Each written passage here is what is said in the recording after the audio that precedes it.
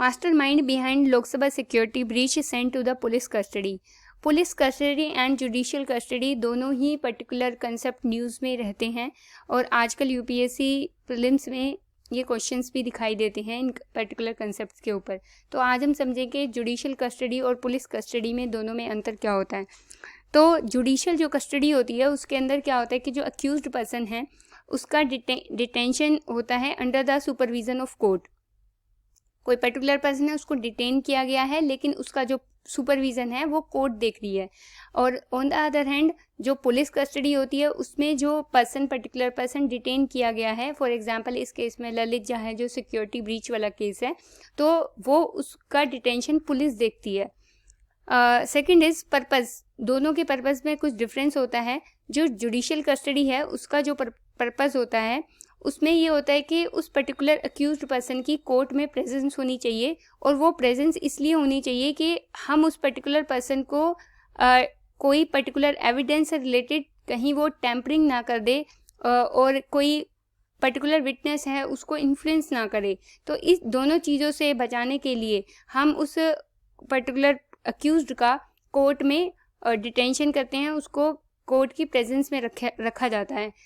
On the other hand जो police custody होती है उसमें जब किसी पर्सन को डिटेन किया जाता है तो उसका पर्पस ये होता है कि उस पर्सन से एविडेंस निकलवाने हैं, अभी उसका इंटेरोगेशन करना बाकी है।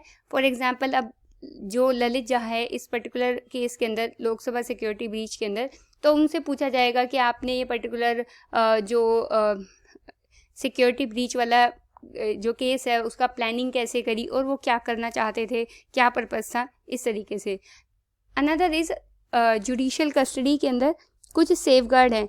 अगर किसी पर्सन को अक्यूज को जुडिशियल कस्टडी में लिया जाता है तो उसको सेफगार्ड दिए जाएंगे, जैसे कि लीगल रिप्रेजेंटेशन, लॉयर कोई होगा जो उसको रिप्रेजेंट करेगा और उसको इवन बेल भी दी जाएगी डिपेंडिंग ऑन कि उसने किस तरह का ऑफेंस किया है। तो हमारे यहाँ पे प्रोविज़न है, एक है नॉन बेएबल ऑफेंसेस और होते हैं एक बेएबल ऑफेंसेस। तो इसमें क्या होता है कि जो बेएबल ऑफेंसेस होते हैं उसके अंदर कोई पेटी क्राइम है, सपोज कि किसी ने जो है चोरी करी है इस तरह का, तो वो बेएबल मतलब आप बॉन्ड भर दो और या कोई पर्टिकुलर अमाउंट जो है वो पेमेंट कर दो और बेल मिल जाती है। तो इसी तरीके से डिपेंड करता है कि ऑफेंस कैसा है तो उसको बेल भी मिल जाती है।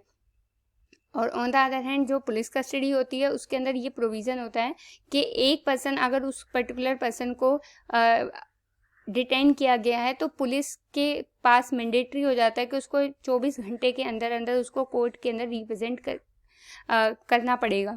और जो जुडिशियल कस्टडी के अंदर जो फिज़िकल रिमांड होती है वो जेल में होती है, थाना में नहीं होती। थाना अलग होता है और जेल अलग होती है। तो प्रॉपर जेल में उसकी फ़िज़िकल रिमांड दी जाती है, जेल में भेज दिया जाता है। वहीं इंटेरोगेशन और ये सब कुछ किया जाता है in the presence of court, मतलब कोर्ट के अधिकारी होती हैं वो देख लेते हैं उसको। और यहाँ पे पुलिस कस्टडी के अंदर जो पुलिस स्टेशन या जो पुलिस लोकल होता स्टेशन होता है, लोकअप होता है, जो थाना जिसे हम कहते हैं कि थाना में पर्टिकुलर कोई जेल है, तो वहीं पे उस पर्टिकुलर पर्सन को, अक्यूज्ड पर्सन को रखा जाता है।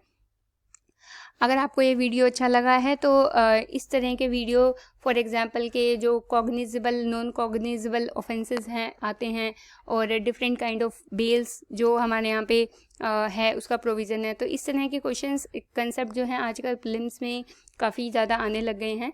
तो अगर आप चाहते हैं इन पे वीडियो बनाना तो प्लीज़ आप मुझे कमेंट में बताइए और हमारे चैनल सिविल मंथन्स को आप सब्सक्राइब कर लीजिए।